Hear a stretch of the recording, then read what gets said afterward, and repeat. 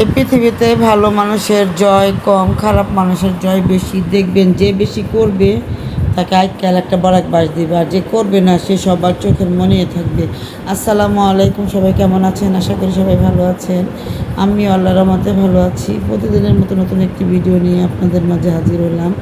তাই এই কথাগুলো সবাইকে বলবো, আপনার কাছে টাকা পয়সা থাকবে কিন্তু আপনার টাকা পয়সা কেউ নিতে আসবে না। আপনার মুখের ভালোবাসা দিয়ে যদি আপনি সব কিছু জয় করতে পারেন, এটা আল্লাহ আপনাকে ভালোবাসবে।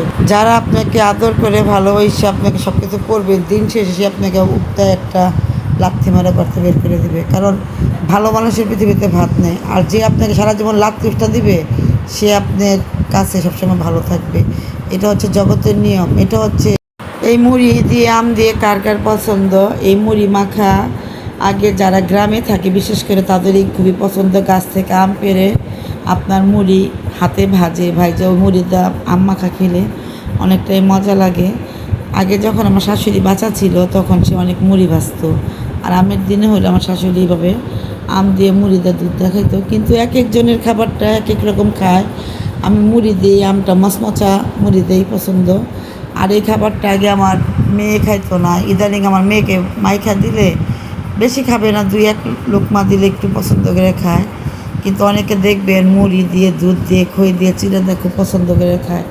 এটা হচ্ছে গ্রাম বাংলার ঐতিহ্য। এই খাবারগুলো যারা খেয়েছেন তারা তো অবশ্যই স্বাদটা বুঝবেন। এটা হচ্ছে পরের দিন সকালে, আজকে শুক্রবার উপলক্ষে সবাই বাসায় এই যে ভুনা খিচুড়ি রান্না করছে আর 2-3 পদের ভর্তা করছে। আর আমার মেয়ে খাইতেছে ডিম সিদ্ধ আর খিচুড়ি। আমি একটু কালিজিরা ভর্তা নিলাম, একটু খাইলাম। আর আমার মেয়ে খাইতেছে ভর্তা দিয়ে কালিজিরা ভর্তা, ধনেপাতা ভর্তা, শুটকির ভর্তা, ডিম। আর দুপুরের জন্য কী কী রান্না করবে আজকে, এখানে ছিল সবজি কাটলো কয়েক পদের সবজি দিয়ে, আর এখানে গরু মাংস রান্না করবে। আর অন্য চুলা ডাল বসিয়ে দিল, কারণ শুক্রবার দিন বাসা থাকলে রান্নাটা তাড়াতাড়ি করতে হয় আর সবাই নামাজ পড়ে এসে খাবারটা খাবে। আর এখানে যে আমার জন্য পেঁপে দিয়ে আমি যে কয়েক টুকরা মাংস একবারে নরম করে ফেলবো তুলার মতো।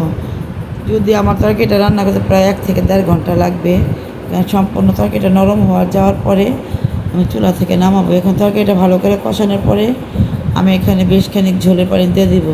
কারণ এরকম সাথে সাথে তরকারি কার কার ভালো লাগে কমেন্টে জানাবেন। অ্যাকচুয়ালি এটা হচ্ছে শরীরের জন্য অনেক উপকার, কিন্তু আমরা মুখের মজায় ভারী মশলা দিয়ে তরকারিটা রান্না করি। আমার তরকারিটা এখন ঝোলের পানি দিয়ে দিব। আর অন্য চুলা আমার সবজি রান্না করতেছে। আর চুলা আজকে 3টা, 2টা গ্যাসের চুলা, একটা কারেন্টের চুলা। এখানে গরুর মাংস হাতে মেখে বসাই দিল। এখন ভালো করে নেড়ে চেড়ে এখন কষাতে কষাতে যখন নরম হয়ে যাবে মাংস তখন ঝোলের পানি দিয়ে দেবে, এখন মাখো মাখো হয়ে নামাবে। তো যাই হোক, আজকে দুপুরে কী কী রান্না করলো সম্পূর্ণ একটু একটু করে শেয়ার করলাম। আবারও আপনার হাতে টাকা পয়সা নাই, এটা হচ্ছে আপনার মন থেকে যদি ভালো একটা কথা বলেন মানুষ অবশ্যই আপনার খুশি মনে মানা নেবে। আর আপনার প্রচুর টাকা পয়সা আছে, আপনার মুখের ভাষা ভালো না, এটা মানুষ কখনো মানবে না। সম্মান করতে না পারলেও মানুষকে আপনি কখনো খারাপ ভাববেন না। যাই হোক, আজকের ভিডিওটা এখানে শেষ করবো। সব ভালো থাকবেন, সুস্থ থাকবেন, ভিডিওর পাশে থাকবেন, লাইক কমেন্ট শেয়ার করবেন। আসসালামু আলাইকুম।